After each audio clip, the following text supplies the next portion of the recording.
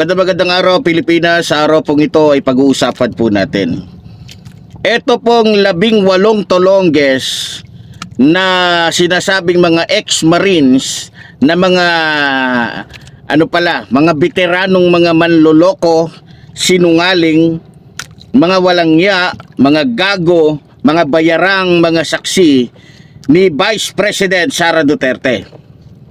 Ngayon, alam niyo mga kababayan, kitang-kita na po yung matinding kasinungalingan nitong 18 sinasabing saksi, no? At kitang-kita na at malaki na o matibay na ang ebidensya na itong kanilang mga ginagawa ay tila panggugulo lamang. Panggugulo para lamang po linlangin ang taong bayan.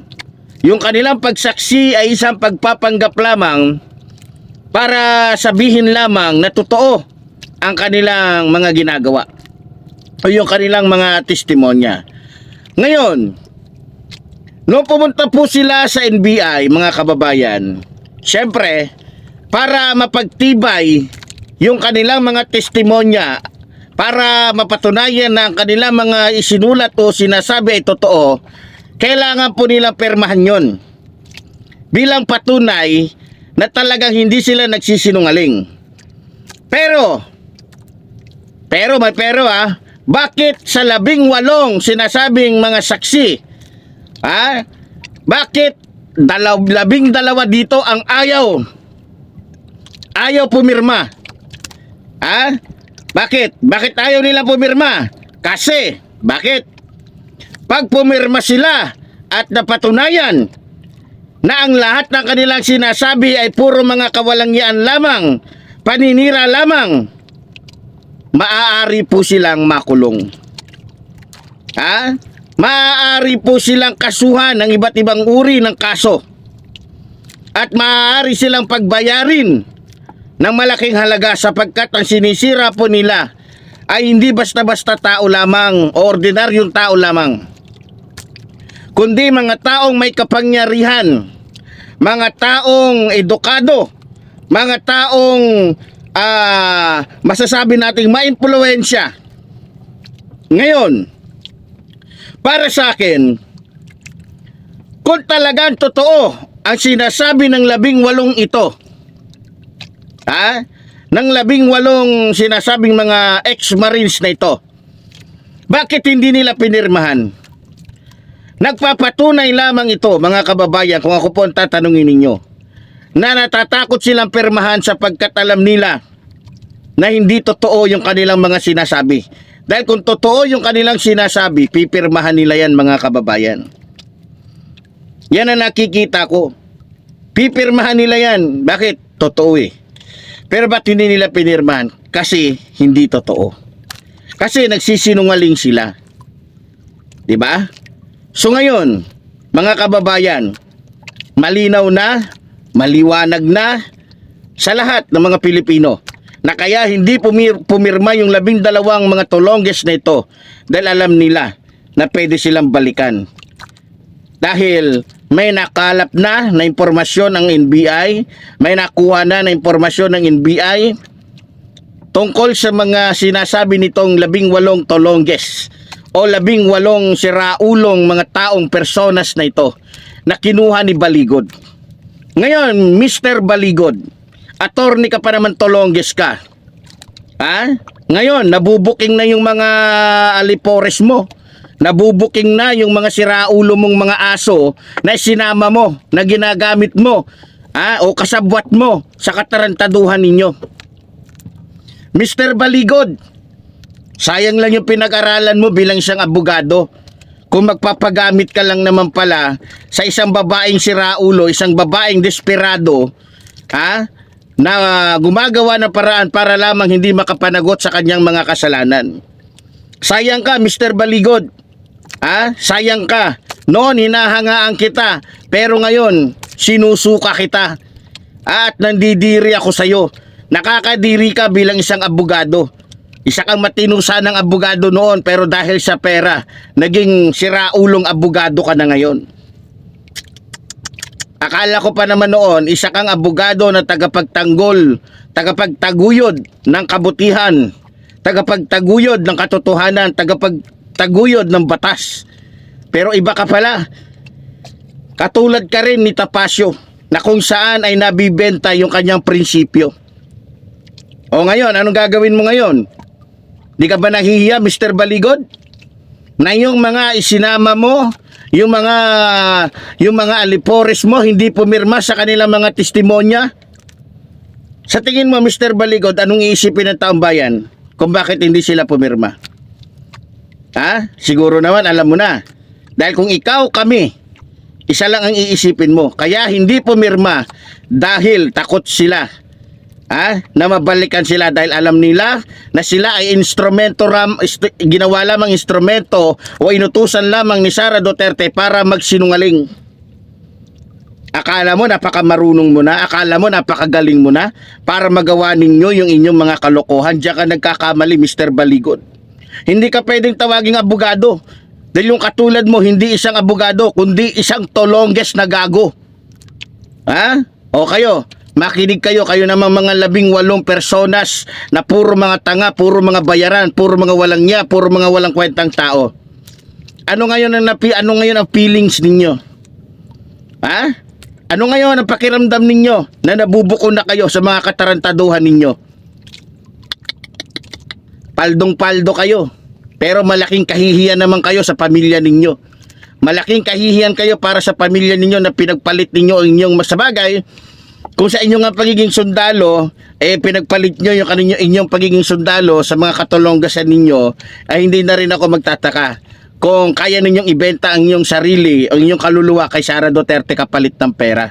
Kasi, nung nasa serbisyo pa nga kayo, pinagpalit nyo na nga yung sarili ninyo kapalit ng mga katarantaduhan ninyo, ano pa kaya sa pera? Diba? Pero, alam nyo mga kababayan, sa nakikita kong ito, alam ko gagawa na naman po ng iba't ibang mga paraan itong si Baligod, si Tapasio, lahat po ng mga kaalyado ni Sara Duterte para po lituhin ang taong bayan.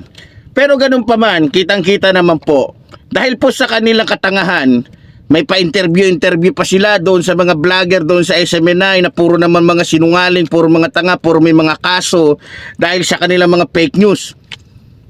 Doon sa kanilang ginagawang interview, mas lalo silang nahuhuli. Mas lalong nalalaman ng taong bayan yung kasinungalingan ng 18 personas na ito na kung saan ay hindi naman talaga nagsasabi ng totoo kundi nagsasabi lamang ng mga kasinungalingan.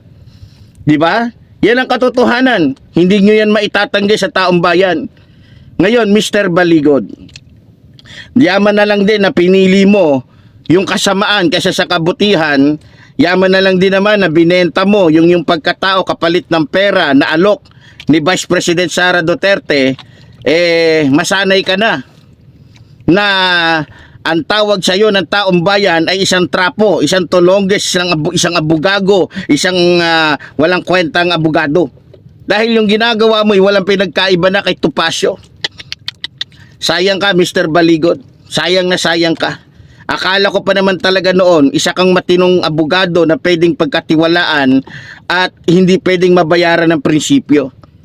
Ngayon ko lang napatunayan, Mr. Baligod, na talagang kasing sama mo yung kulay mo. Kasing sama mo yung kulay mo, kung gaano kaitim yung balat mo, siya namang itim ng budhi mo. Hindi ka ba nahihiya, Mr. Baligod?